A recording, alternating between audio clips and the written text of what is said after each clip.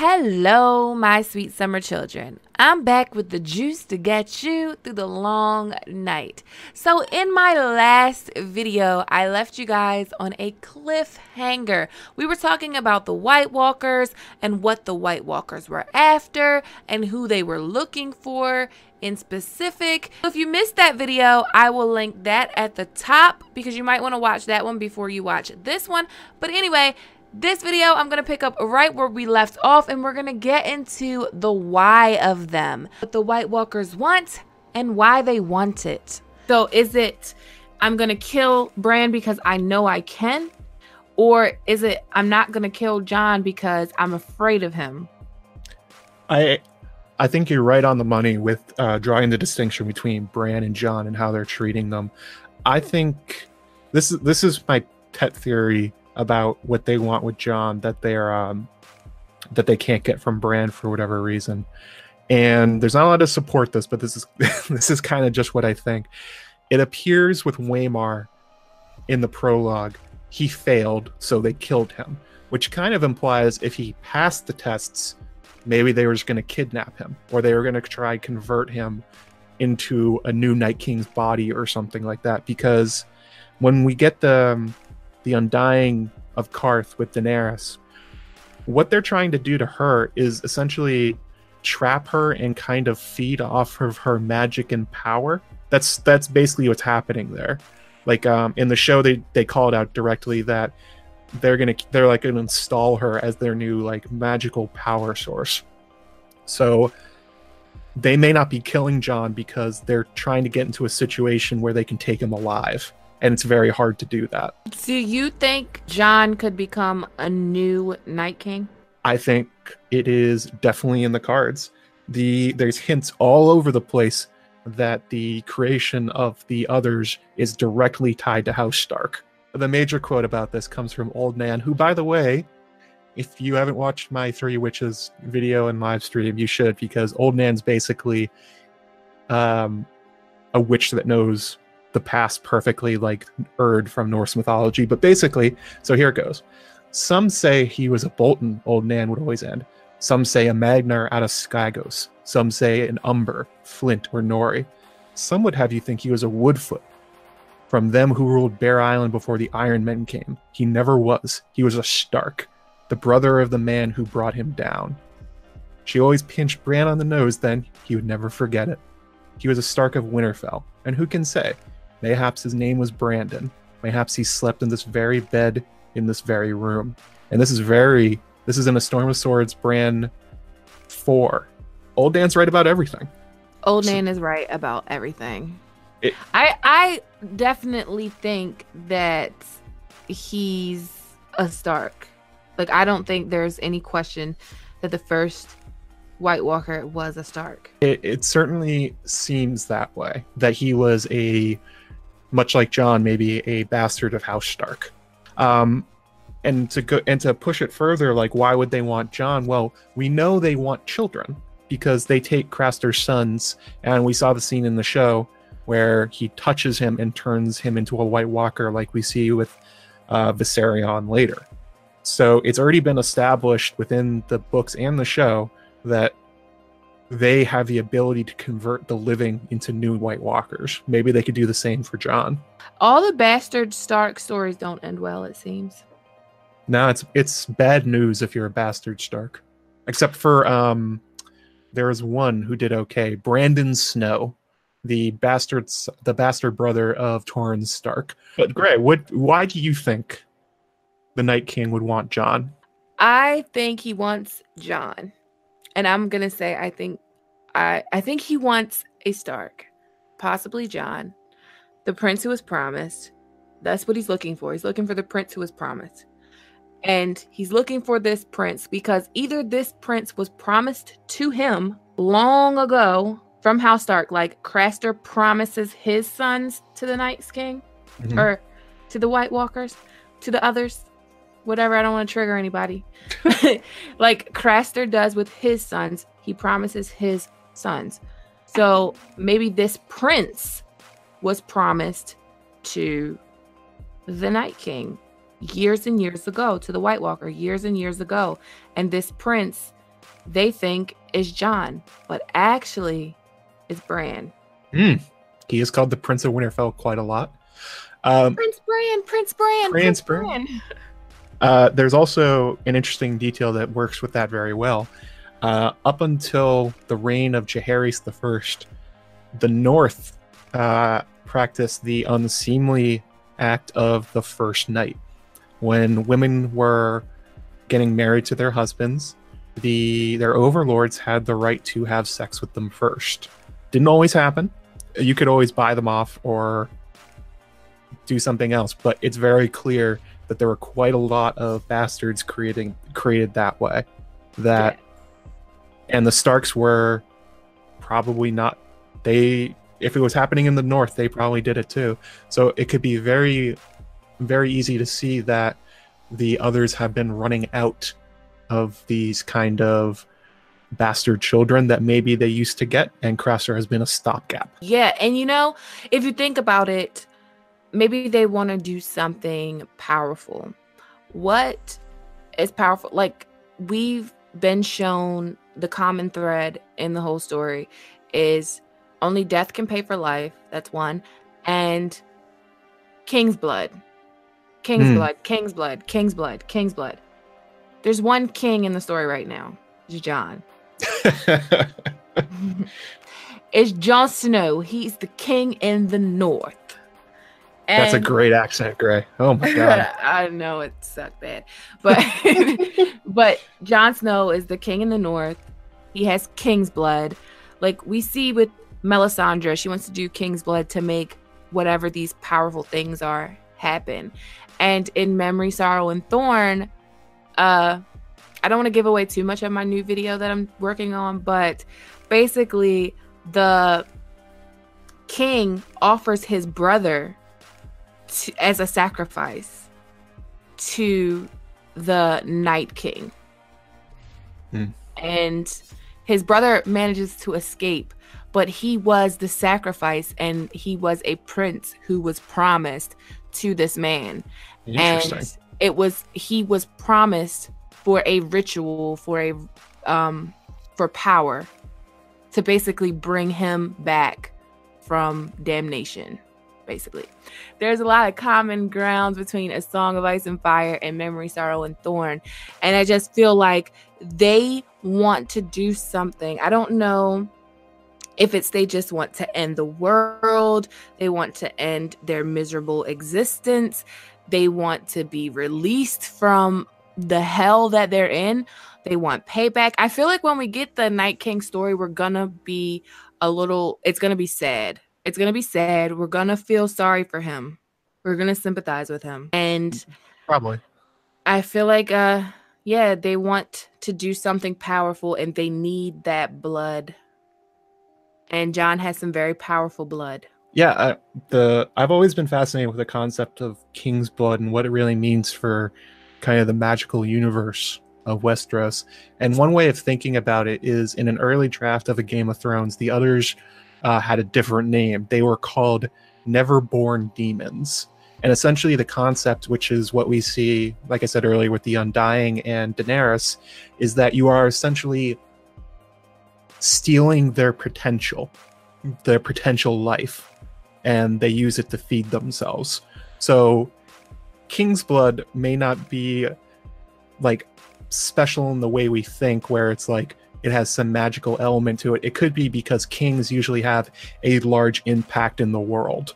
So if you're stopping them from having the kind of destiny and the impact in the world they would normally have, then that would be a lot of like never born kind of energy thing. And Jon, if he is the savior of the world and the king of Westeros, taking his future from him before it actually happens might be the greatest sacrifice they've ever had. I like what you're saying, and I agree with it.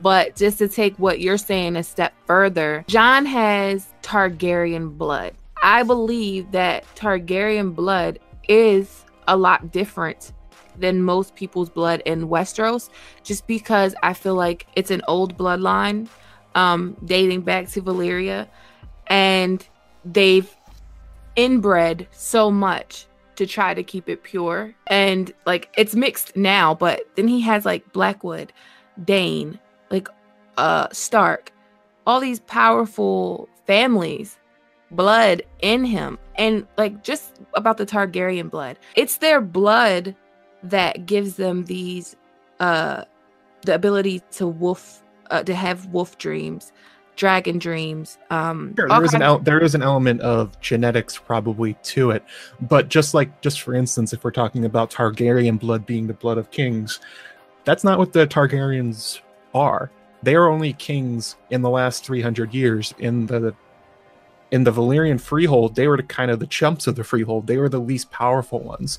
But they only have the blood of kings because Aegon gave himself a crown. So it's probably more towards maybe some kind of like demonic pact kind of thing, or a Faustian bargain made during the last long night. Maybe like you're talking about that they're looking for in particular. And there may be nothing special about like a king in particular, because anybody can put a crown on their head. Yes, anyone can put a crown on their head, but there's only a certain group of people who can bring dragons into this world.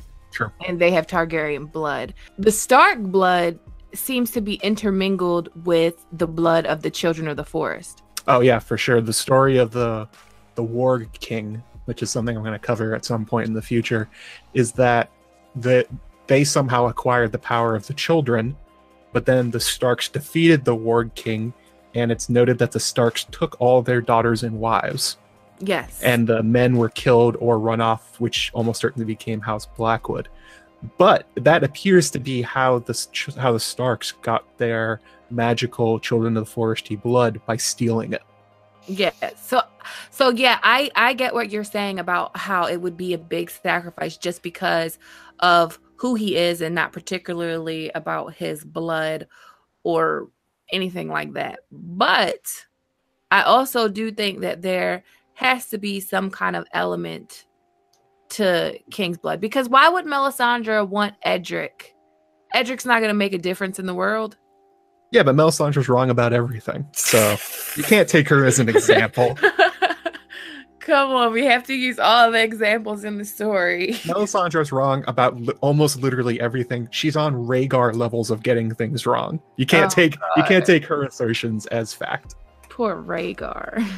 Yeah. But so basically, we agree that the White Walkers want a Stark. You're saying that they want the Stark Targaryen. I'm saying they want Jon Snow in particular. That there have been first men Stark lineage people that have married with the Targaryens before. Like in particular, Bloodraven, with his background as a Blackwood. The Blackwoods are from the Wolfswood right next to Winterfell, so they must have a drop of Stark blood somewhere because they intermarried with everybody in the North. So there have been people before that have this matchup. There's something particular about Jon that's different. Yeah, I'm not sold that they want the Targaryen Stark. I'm on the fence between, okay, do they want Jon or do they want Bran? It's one of them. Bran doesn't have that Targ blood. No, he doesn't have that Targ blood, but he's the rightful king of the North right now. If you go by lineage and just yeah, that's true. He's the rightful king in the North right now. If you want to say, okay, well, he is. My hesitation was I was remembering if Lyanna was older than Ned or not, and she's not. She's younger. So Bran would technically be, if we were going by old First Men standards, Bran would technically be the king of winter right now. But correct. It's Jon, which would make Bran prince. make Bran the prince that was promised to take over Winterfell. Although if you go by Dornish law, Sansa would be the queen in the North because they allow women to inherit. Dorne's not on the show anymore, Joe. They exist.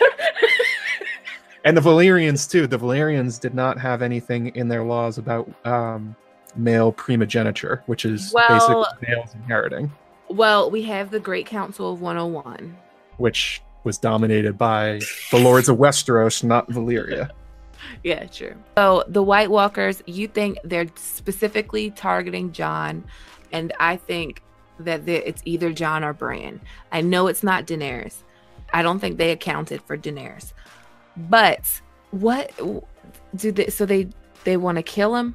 They're not gonna kill him. They may They kill want him to and capture him. maybe they'll kill him again and raise him back. Who knows? Ice and fire. Once by fire, now by ice. I don't like that. I don't want Jon to be a Night King or a White Walker. Well, that depends on what the Night King actually is. Is he a sympathetic figure? Is he truly unstoppable evil?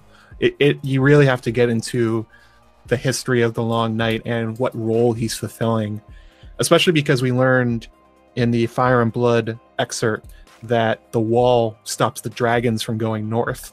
So it appears that whatever happened at the end of the Long Night was more of a ceasefire or an agreement than probably like somebody battering the others back into the frozen north, and they just been trapped there. And the agreement was, in 8,000 years, I will give you whoever is the king of winter at that time. Well, I will give you my son, or just children to feed themselves, because there's only one female other, and she hasn't been seen. The Night's Queen. They may not be able to reproduce on their own. And we don't really know if she was. I think she was a female other, but that's still like a topic of debate. Some people think like she was just a pale ass lady from Barrowton. Yeah, there is an interesting thing that happened a while back where George commissioned these kind of action figure-y things of Melisandre, and then for unexplained reasons he made one that was pale skin with blue, almost like an ice priestess. Yeah, LML told me all about it. He loves talking about that, but she could have been a Melisandre figure, and there's a lot more going on behind it. But yeah, it may be that the agreement is that the humans were going to give them children so they could continually remake themselves. So I'm gonna ask you to do a hot take right now. Oh boy. In Game of Thrones season 8, what do you think we will learn about the Night King that we don't know already? Motive wise. We may find out that he's in the right based on maybe how the Long Night ended. That maybe the humans or the Valyrians somehow breached an agreement, and that while it looks terrifying what he's doing, it may be kind of justified in a weird way based on the long past that the humans have forgotten about. That actually makes sense, because who do you think built the wall?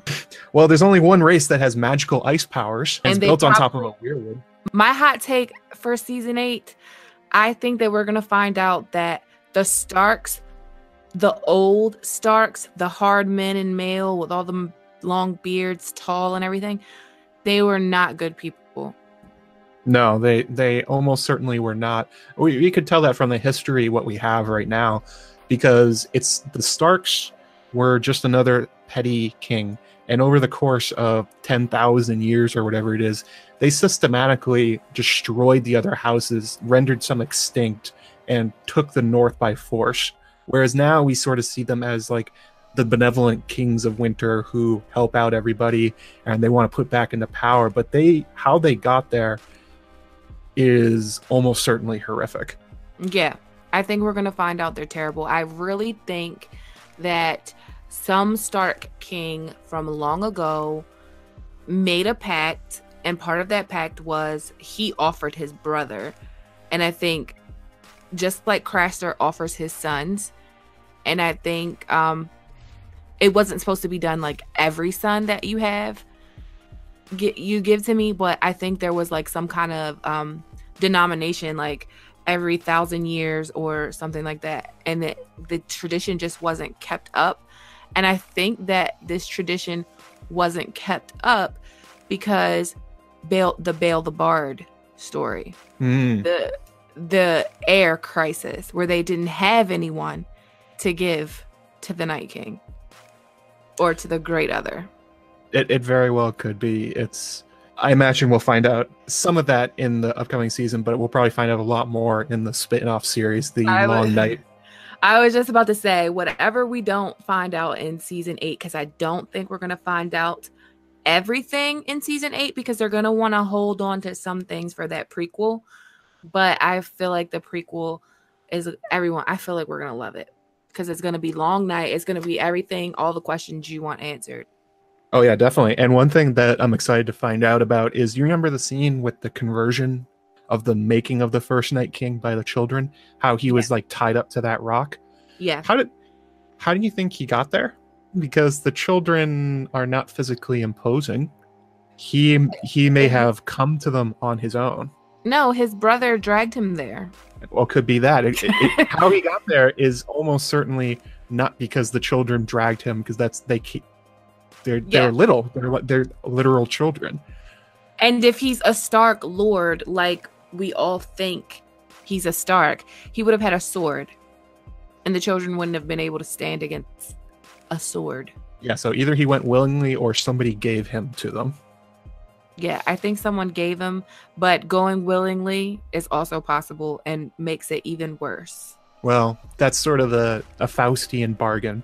Or like when you ask for wishes from a genie, you may not want your wishes granted. One last thing to get us hype about season 8, and something from the books that I really love that I put into my Killing of a Ranger video.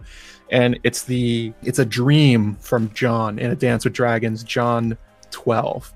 And it's a dream that if the others had seen it, it may explain why they were terrified of Waymar if they thought he was Jon. So I'm just going to read it real fast, because it's honestly one of my favorite set of paragraphs in the books, just because of how incredible it is. Burning shafts hissed upwards, trailing tongues of fire. Scarecrow brothers tumbled down, black cloaks ablaze. Snow, an eagle cried, as foemen scuttled up the ice like spiders. Jon was armored in black ice, but his blade burned red in his fist. As the dead men reached the top of the wall, he sent them down to die again. He slew a graybeard and a beardless boy, a giant, a gaunt man with filed teeth, a girl with thick red hair.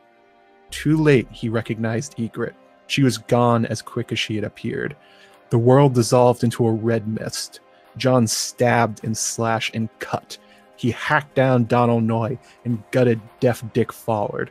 Corn Halfhand stumbled to his knees, trying in vain to staunch the flow of blood from his neck. I am the Lord of Winterfell, Jon screamed. It was Robb before him now, his hair wet with melting snow. Longclaw took his head off. Then a gnarled hand seized Jon roughly by the shoulder. He whirled.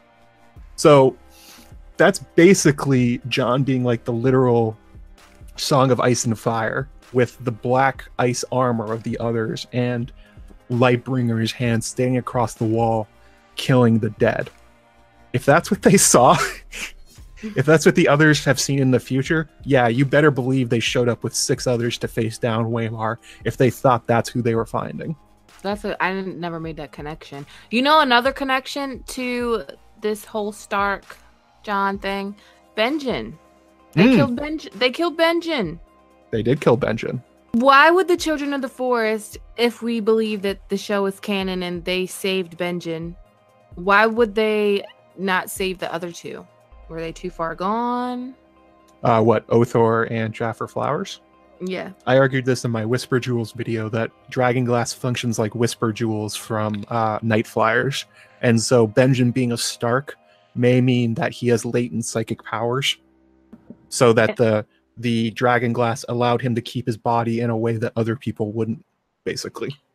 Like King's Blood. Hello. Yeah, King's Blood or special genetics. That like warging is basically, in another word, it's psychic powers. So yeah, Starks are wargs by nature, so perhaps that's the only reason they were able to save him. Well, I think it's figured out. They want a Stark. They want one Stark. Or another. Well, they may be wrong about which Stark they want. But anyway, this was a good talk. We hammered a lot out. And we'll be doing another one soon on Night Flyers, so be sure to check that out. Thanks for coming. Thank you for having me on, Gray. It's always a pleasure to talk to you, especially when I get to talk about prophecy and dreams and flaming swords. Let the people know all your titles and where they can find you. All right. So you can find me on my YouTube channel, youtube.com/JoeMagician. You can find me on the Maester Monthly podcast, which myself and the other A Song of Ice and Fire mods put on. You can also find me on Watchers on the Wall, where I'm a feature writer for them. I'll also be covering the Fire and Blood event coming up in Jersey City for them. So look out for that. We'll probably get some excellent time with George. May I'll get to ask a question too. I also recently put out a video with Shakespeare of Thrones and a live stream with her and Sanrixian about 3 witches from Macbeth and the Norns from Norse mythology and the Fates from Greek mythology and how they showed up in A Song of Ice and Fire. So you should go check those things out. And a recent live stream I did with In Deep Geek talking about, were Robert and Ned maybe closer than brothers? As always, thanks for watching, and thanks to everyone that supports me on Patreon. If you like this video, please give it a thumbs up. Please click that subscribe button, hit that notification bell, and join the Sweet Summer family. Okay, my sweet summer children, have a good day.